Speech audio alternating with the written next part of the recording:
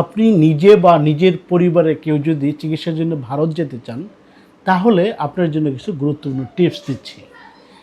এগুলো ফলো করলে মোটামুটি ভারত চিকিৎসার জন্য গিয়ে আপনার কোনো সমস্যা হবে না।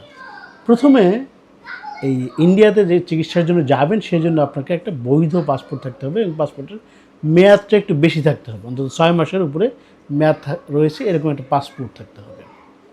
এরপর তো ভিসার আবেদন করবেন ইন্ডিয়ান হাই কমিশনে, ভিসা সেন্টারে, এবং আবেদন করার জন্য আপনাকে প্রয়োজনীয় যেসব কাগজপত্র রয়েছে সেগুলো অ্যাড করে আবেদন করে ভিসাটা কালেক্ট করতে হবে। এবং ভিসা কালেক্ট করার পরে, ভিসা আবেদন করার সময় আপনি একজন রুগী বা আপনার কেউ রুগী থাকলে রুগীর সাথে একজন স্বজন অ্যাটেন্ডেন্স হিসাবে সে যেতে পারবে, যে তার সেবা করবে।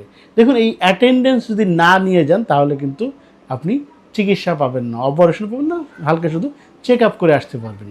এরপর আপনি কোন হাসপাতালে যাবেন সেই হাসপাতালে একটা অফার লেটার লাগবে এবং আপনাকে আগের থেকেই অ্যাপয়েন্টমেন্ট বুক করে যেতে হবে ওই হাসপাতালে। গেল তো এইটা। এখন সীমান্ত পাড়ি দেবেন কীভাবে? সীমান্ত পাড়ি দেওয়ার সময় আপনি আকাশপথে যেতে পারেন, স্থলপথেও যেতে পারেন। স্থলপথে সাধারণত আমাদের দেশের মানুষজন ভ্যালোরে চিকিৎসা করে। দক্ষিণ অঞ্চল, ভারতের দক্ষিণ অঞ্চল যেটা, সেই এলাকা হচ্ছে চিকিৎসার জন্য ইন্ডিয়াতে বিখ্যাত। এখানকার মানুষজন খুব ভালো, খুব ব্যবহার তাদের খুব ভালো। তামিলনাড়ু, চেন্নাইতে সাধারণত বেশি চিকিৎসা করে, মুম্বাইতেও কেউ যায়, ব্যাঙ্গালোরেও কেউ যায়। যাই হোক, সবগুলো মোটামুটি চিকিৎসার জন্য খুবই ভালো।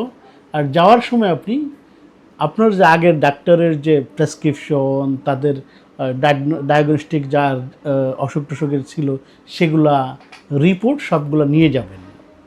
নিয়ে যাওয়ার পরে আপনি কোথায় যাচ্ছেন, আপনি যেখানে যাবেন সেখানে যাওয়ার, ধরুন আপনি চেন্নাইতে গেলেন, চেন্নাই থেকে কিসে যাবেন? চেন্নাই থেকে চাইলে আপনি চেন্নাই থেকে আপনি বাসে আবার ভ্যালোর যেতে পারেন বা ট্রেনেও যেতে পারেন, আবার কেউ কেউ ব্যক্তিগত গাড়ি, প্রাইভেট কার ভাড়া করে যান।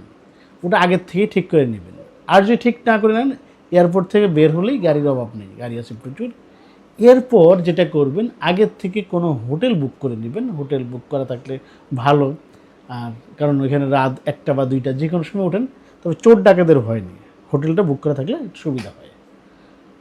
এরপরে তো চিকিৎসা শুরু করবেন। দীর্ঘমেয়াদী যদি থাকতে হয় তাহলে একটু বেশি টাকা পয়সা নেবেন, সেটা রুপিতে কনভার্ট করে নেবেন, কারণ বাংলা টাকা কিন্তু ওখানে চলবে না। ডলার নিয়ে গেলেও যে খুব প্রয়োজন এটা আমি দেখিনি, ডলার না নিয়ে গেলেও হবে, রুপিতে কনভার্ট করে নিয়ে গেলেই হবে। এরপরে আপনি যেটা করবেন যে কিছু কাগজপত্র সব নেবেনই, আপনার প্রয়োজনীয় যদি বেশি দিন থাকতে হয়, রোগী যদি এরকম হয়, তাহলে কিছু প্রয়োজনীয় আপনার পোশাক টোশাক নিয়ে নেবেন এবং আপনি ইচ্ছা করলে থালা বাসনও নিতে পারেন, রান্না করে খেতে পারবেন। আর ওখানে খাবার দাবার হিসাব কিন্তু খুবই সস্তা। আপনি যে রুম বুক করবেন লজ, সেখানেই আপনি খাবার দাবার রান্না করে খেতে পারবেন স্বাধীনভাবে। এই মোটামুটি এসব হলেই, আরেকটা কথা, আপনি আপনার কার্ডে পর্যাপ্ত টাকা নিয়ে নেবেন, আপনার ব্যাংকে যেন টাকা থাকে, কারণ কার্ড দিয়ে আপনি টাকাগুলো পে করতে পারবেন। হাসপাতালের সকল বিল ডেবিট কার্ড বা ক্রেডিট কার্ড যে কোনো কার্ডে আপনি পে করতে পারবেন। এসব নিয়ে গেলে আর হচ্ছে অ্যারাইভাল কার্ড, যেটা আপনি যেই হোটেলে উঠবেন সেই হোটেলে একটা অ্যারাইভাল কার্ড আপনাকে এয়ারপোর্টে দেখাতে হবে, স্থলবন্দরে দেখাতে হবে, সবসময় এটা আপনাকে লাগবেই।